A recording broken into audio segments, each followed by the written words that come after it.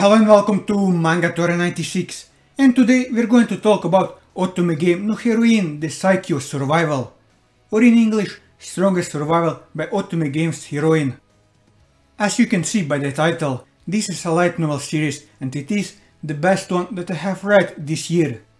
This series also has one of, if not the best protagonists that I have seen in light novels, manga and anime this year. Heroine Survival has something for everyone, for those of you who love and those of you who hate isekais, as this series is both an isekai and yet it really isn't one. I'll elaborate on this point later. For the shonen enthusiast among you, you'll see the progression of the heroine from having a hard time killing a single goblin to being feared as an angel of death.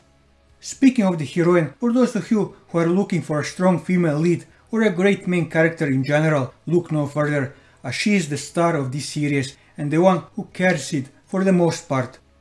For those of you who like world building, fear not, as this series has you covered on this front as well. I mean, how many series can you name where you got a history lesson on the development of panties in the world? Or the reason as to why elves hate the dark elves? Spoiler alert, the reason is because the dark elves have bigger boobs than the elves. Truly, world building at its finest. Jokes aside, the world building is really good. Lastly, for all the Yuri lovers, this series has it also, albeit not in the traditional sense of I want to be with you, but more in the sense come to kill me quickly, my beloved. So yeah, this series has it all, and with only 2 volumes released with plenty more to come. But if you aren't a fan of reading light novels, this series also has a manga adaptation that recently began. While story-wise it is a good adaptation, however, I'm not the biggest fan of the art style that the manga has.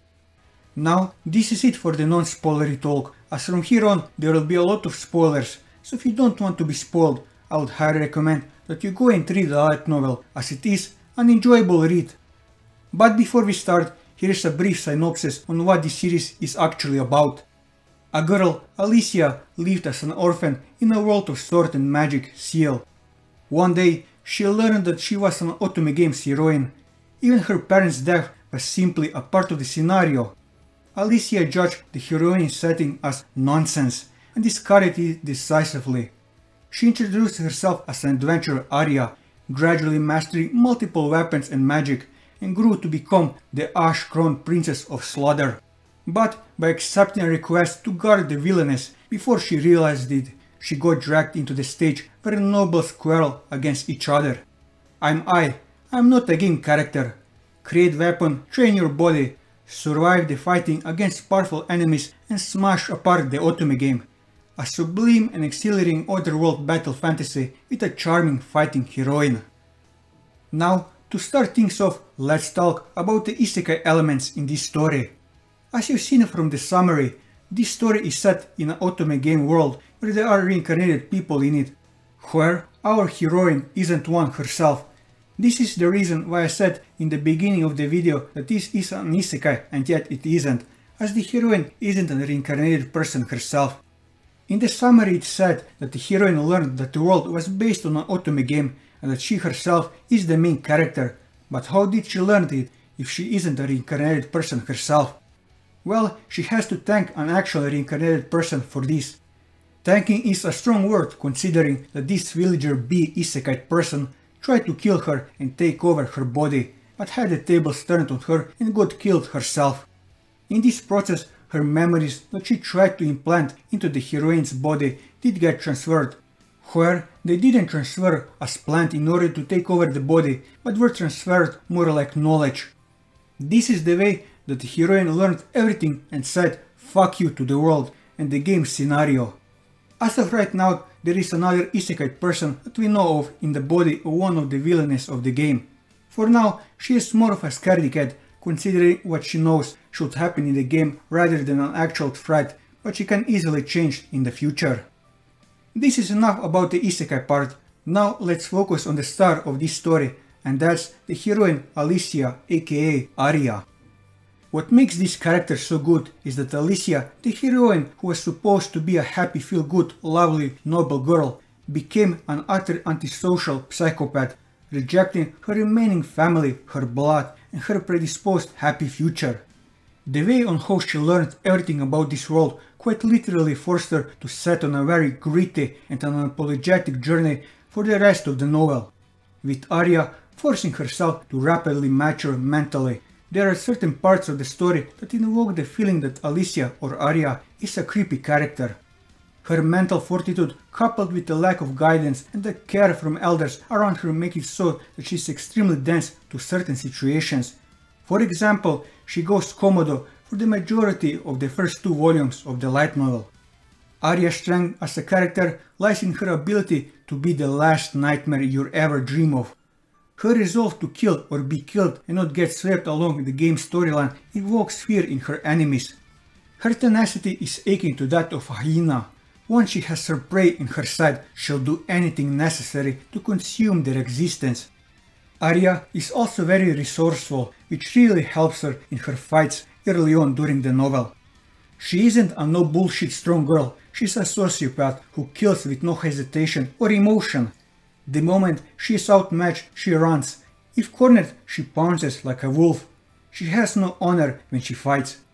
I know that I called her a sociopath just a minute ago, which is true considering how she is going on about looking at strong people as nourishment for her to get stronger, like this quote. Daggett let out a voiceless death throw. He fell on top of me and vomited a lot of blood that dyed me red. Daggett lied down with his breathing having stopped completely. I laid his head on my lap and looked down on him while softly whispering to see of the warrior. My gratitude, I became stronger again, thanks to you. While this shows her more of a lunatic, the point I was trying to make is that despite all of this, she started to open up to certain individuals like her dark elf master Seriujar. I mean, she destroyed an entire branch of the assassin guild, killing dozens of people in the process just to protect her. This just shows how much of a sweetheart she actually is. Her compassion can be seen throughout this example. Inside the hall that is dyed crimson by the spreading flame, I and the unmoving Dino, who is lying face down on the ground, stared at each other. He is wearing a slightly cynical smile. For the guild to be crushed by a kid like this, are you satisfied that you can save Seriujar? But this is also the end for you. No one can escape anymore. Aria, you won, but our beloved teacher will surely live in regret for eternity from losing you. Master is someone with deep compassion, so she will surely feel sad. That's why Dino laughed sadistically, claiming that I didn't win. You're twisted till the end, huh? Is that all that you wanted to say? Then, sayonara. I dispassionately loaded an arrow into my crossbow gimmick. Dino's face gradually twisted more and more as he watched me.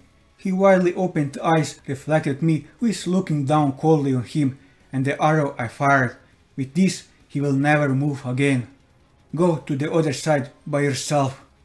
As I said, this is just full of compassion.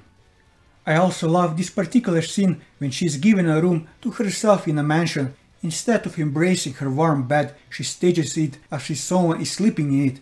Then she goes to the darkest corner, crawls up and holds a large knife before going to a light sleep, prepared to punch and kill anything that comes inside. Which just shows her wariness and readiness for battle no matter the time or place. The relationship that she has with the final boss Carla is my favorite in the whole series. To show what I mean by that, here's an example when they just met each other. I killed for the sake of living, but Carla, it's strange to describe it like this, but it feels like she killed for the sake of killing. As I thought, you're nice. You're different from some random humans. Even after witnessing my strength, your thought is only filled with the question of can I kill her? That's the reason you came talking to me. That's right, you gave off a bloody scent that's different from other people. Or else, are you also someone who likes to prattle about the preciousness of life? A bizarre pressure oozed out from Carla, who is still smiling. For her, she doesn't need any reason to kill, but depending on my answer, her reason for not killing me might vanish. Regardlessly of the reason, it doesn't matter at the slightest for the one who gets killed, right? You're nice, just as I thought. I want to kill you, and yet I don't want to kill you. Don't you think that's lovely? Just like a romantic tale in a story. As expected, she's that kind of person. Watching her, I stopped applying body strengthening on my body even while I'm still keeping vigilant against her. Hey, tell me your name. Aria. Aria, the name really suits you. I was the one who asked, but what made you decide to tell me your name? I took anything that can be used to identify the corpses and threw them down the drain while sending my gaze for just a bit towards the girl who is smiling in enjoyment. I realized that I also don't have any reason to kill you. With Carla being also a character with a tragic past like Aria, which resulted in her being so warped like she is, I can't wait to see when those two do eventually come head to head, like in the dream that Carla had. Carla saw a dream with her eyes still opened. What came to her mind was the graduation party of the Sorcery Academy where she was brought to by her father for only once when she was little. In that party, only nobles with rank higher than Baron and their partners got invited to the palace. They were wearing splendid outfits, took the hand of their partner in their heart with bashful smiles, and then danced brilliantly. That dreamy brilliant scene was instantly dyed with the color of blood. The people inside the scene got replaced by Carla's fiancé, the Crown Prince, and the sons of the high-ranking nobles. They were all lying face down in the pool of their blood. The castle town that was enveloped in flames decorated the dazzling stage. There, Carla and Aria in their gorgeous dresses were trying to kill each other with only each other and nobody else reflected in their eyes. Come to kill me quickly, Aria. So yeah, I really like this series. Can't wait when the first volume is going to be released, and hopefully this video will encourage someone else to give this series a try. With this, I covered everything that I wanted to cover on Otome Game no Heroine de Saikyou Survival. And that will be all for this video. If you like this video, leave a like, leave your thoughts in the comments below, or subscribe to the channel for more manga reviews and One Piece content. And until next time, take care.